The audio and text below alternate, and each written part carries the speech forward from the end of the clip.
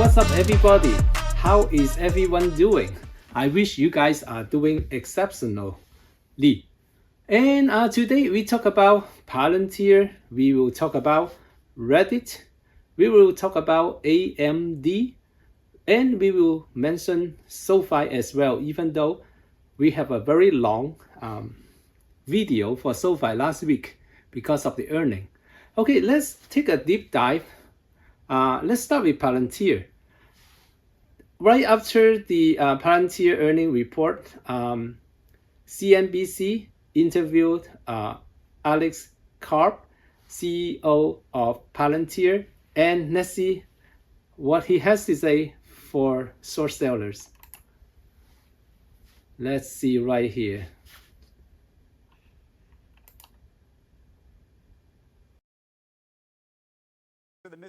Because there is a misunderstanding. Clearly, you look at the analysts.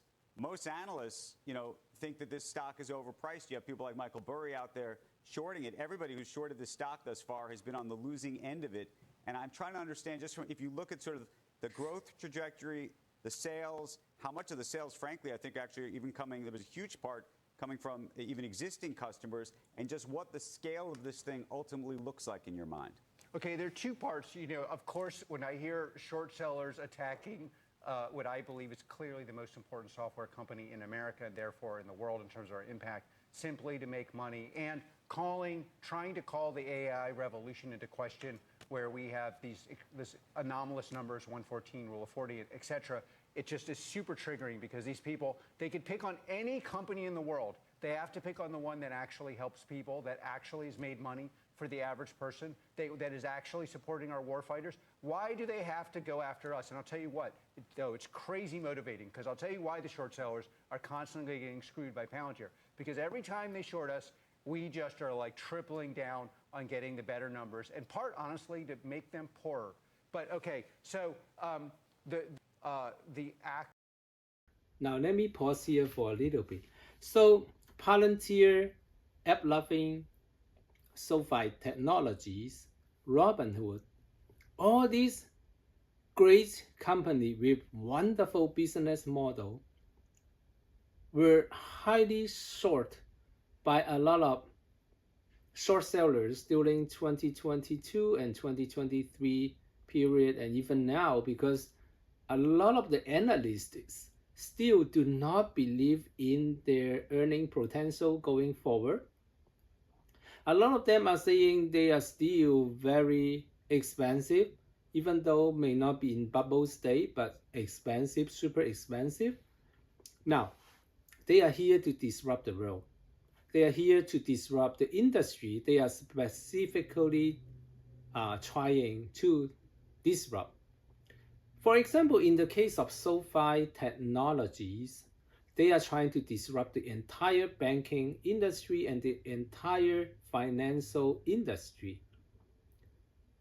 They are yet to reintroduce crypto trading. They are yet to introduce their online AI cloud to financial institutional clients. They are yet to tokenize everything of good value and investable, so that small investors such as you and I can invest in anything of value in this world. They are yet to tokenize them.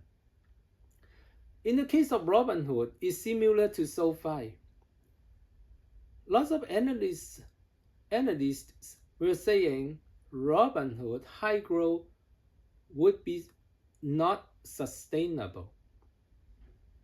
However, you look at their continued user base growth. You look at SoFi continued user base growth. What do they tell you? They are the leading indicators of future earning potentials going forward. More members, more product and services will be used in the future, right? And more cross-selling to those existing and new members. Don't forget that. And Palantir, for example, they have software to help the auto industry to use AI-driven algorithm to design car seats. Just a small component of a car, maybe not small, maybe just one component of a car. But it saves 80+% of the time compared to a human being who are assigned to design that specific seat for the car. You have to choose material, you have to find pricing, you have to see how to put the heater inside the seat, how to put the cooler inside the seat, how to put the massaging functions inside the seat, right? Okay, and then you have to deal with all the different suppliers issues. But Palantir takes care of everything for you with the AI software. So you save 80% of human labor hours and cost, right? And it is just one particular industry, one particular component of that particular industry. Okay, and then for Reddit, how do they generate revenue?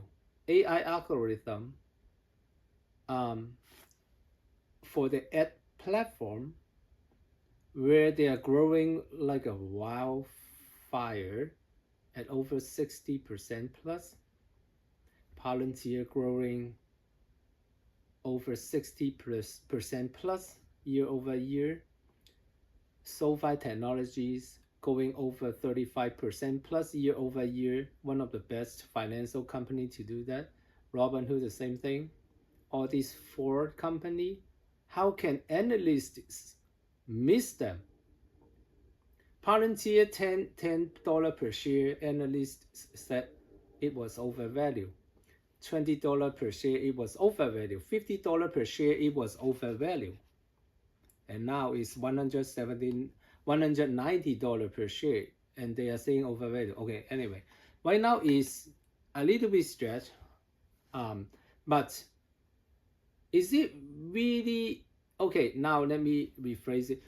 If the growth slows, right, because of this high execution for the past several quarters, so we should expect similar growth rate at least going forward for Palantir. However, if their the growth rate slow down, then it may cause issue for their stock prices. However, in the case of SoFi Technology, SoFi is not there yet. It's not the growth rate is still about 1.5 years ago of Palantir. I will show you later. Okay, let's continue here. Actual power of the business and what is it worth? I mean, at the end of the day, one of the things that is actually in the book, the biography, and that I actually think you always have to ask is the person persuasive or are they right? And across all sorts of movements, political, I mean, you see this on the regressive part of the Democratic Party. We're about to probably have a complete disaster. I was born in New York. But if you actually said, do these things actually work? Everyone's like, of course I'm not going to vote for that. But instead they ask, does it work in theory? The theoreticians, you have to ask, how often have you been right? And Palantir is about pragmatic decisions that create unfair advantages for America and its allies. And on that, we've been right for almost 20 years on all major decisions, and I believe we'll be right going forward. Now, you could argue, I don't know, like they're constantly like, but they thought Palantir was overvalued at 10. They thought it was overvalued at 20. I'm not even here saying what the valuation is. I'm just saying find a company in the world that has a rule of 114, that has U.S. commercial growing at 121%, that aggregate growth. Now, what he said about rule of 114. The rule of 40 is for any software company, any SaaS business type. SaaS is software as a service software company. They should achieve at least 40. That is the magic number. It is growth of revenue plus EBITDA. EBITDA is earning before interest, tax, amortization, and depreciation.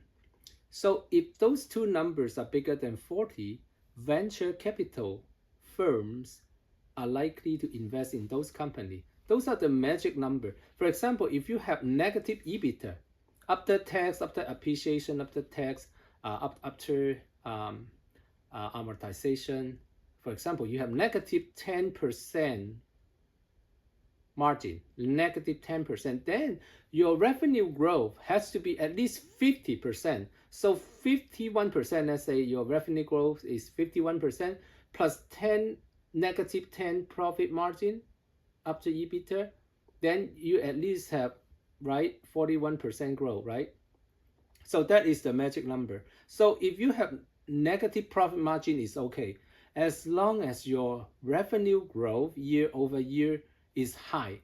That is what this formula is about. For example, if your EBITDA, earning before income tax, amortization, depreciation, if that is negative 20%, let's say, right, negative 20%, then your revenue year over year growth has to be what, right? At least 60% now then, right? Let's just say 65% revenue year over year growth. And then your EBITDA margin is negative 20. Then now you have positive 45% combined together, right? So that is how this is. So far is 67% out of this rule of 40. Palantir 1.5 years ago was about the same as SoFi, but now is 114%. Okay, so it's exceptional business. Let's continue. Growth in the U.S. is 77%. That has throwing off free cash flow in a way that's anomalous and that is fully aligned with our customers. And you figure out the value, but they're in the business of being skeptical and being wrong, and we're in the business of giving an unfair advantage to American workers, American warfighters, and our investors. Being short is a very difficult place to be because you can lose everything, right? You can drive these people into the ground. Thank God. Like that. Michael Burry put a really big bet on it. It's almost $1 billion. It's $912 million. That's a big step for him to put into that. When you say you redouble your efforts, what do you do? What do you go back in? All right, let's stop here and then we can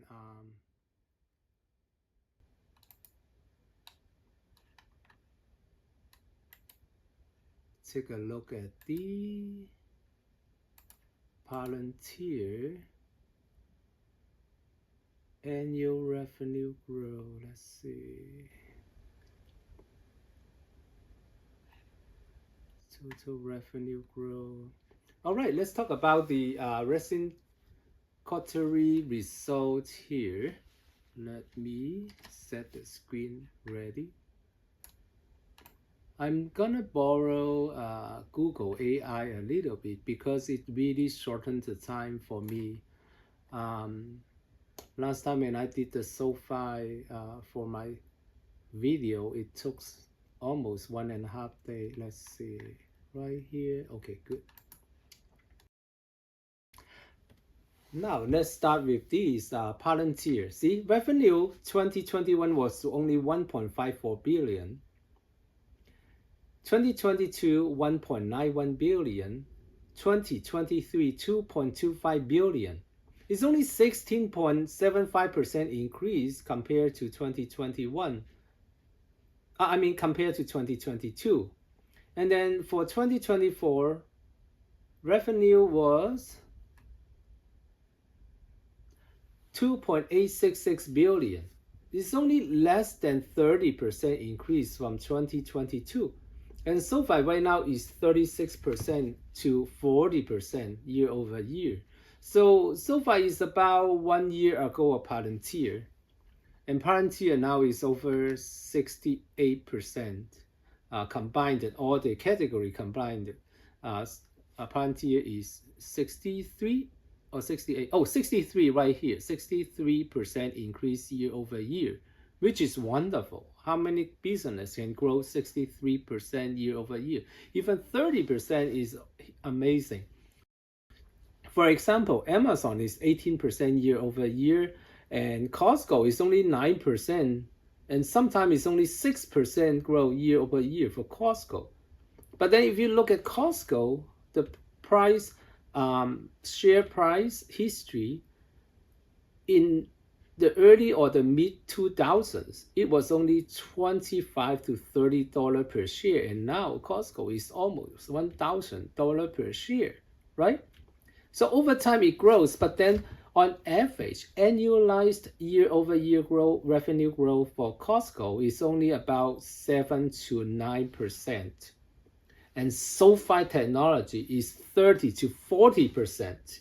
So do you think SoFi right now $30 per share compared to Costco per share price in 2004, which was also $30 per share, and now it takes Costco about 20 years to reach $1,000 per share? Do you think SoFi needs that much time? No, because SoFi is growing like a wildfire, over 35% year-over-year growth, but Costco is only 7 to 9% year-over-year growth.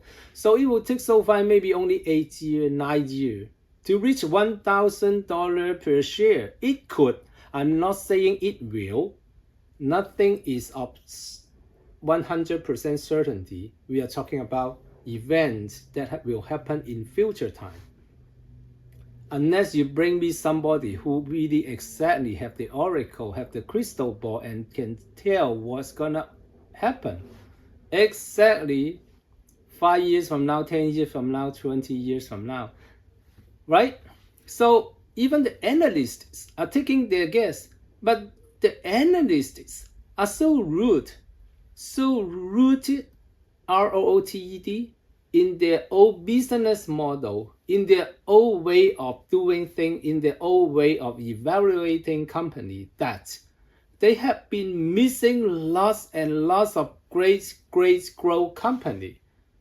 Since the dot-com era, they missed Amazon. They've been constantly saying Amazon, when it was $30 per share, overvalued. When Amazon was $100 per share, overvalued. Then Amazon became over $3,000 per share. Before they split, it was actually $4,000 per share, and then they were saying overvalue, right? Tesla, all along they are saying overvalue. Meta, Facebook, all along overvalue. Palantir, all along overvalue. SoFi Technologies. So yeah, you name it. Okay, so US commercial revenue jumped 121% year-over-year to $397 million, driven by record $2.76 billion in total contract value. Crazy. Commercial side is amazing. US government revenue increased by 52% year-over-year growth, which is wonderful. 486 million. Oh my goodness. All right. Let's take a look at. Here we go. 3, 2, 1. Okay. SoFi year-over-year revenue growth has been strong since 2020, with a 74.15% increase in 2021, 59.77% increase in 2022. The company revenue grew 27.76% in 2020 over the prior year, before accelerating in 2021 and onward. All right, and then we can see the actual growth rate, which is amazing. From let's move on to 2023, 2.9 billion.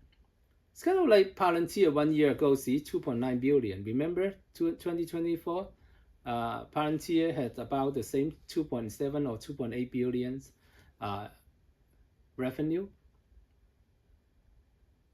So let's see, 36% growth, and last year was 27.8% growth. And for the last trailing 12 months, TTM, trailing 12 months, SoFi has been witnessing about 37% year-over-year revenue growth. So we are accelerating the revenue growth, and starting 2026, SoFi will have 10 plus institutional clients using their tech platform. So we'll have more contribution to their top and bottom line, and I continue to see, with especially the strong continued growth momentum for membership, SoFi will see continued year-over-year revenue growth going forward. All right, let's continue with something else. Let's take a look at 2, 3, It's my happy day, I want to sing it all the day. My best friends are always with me. We sing, we dance, we laugh, we are happy every day. Have fun with us, let's say happy, happy, happy, happy.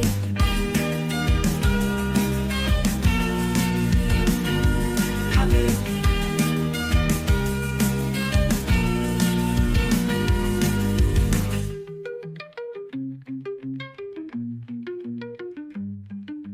Happy, happy, happy.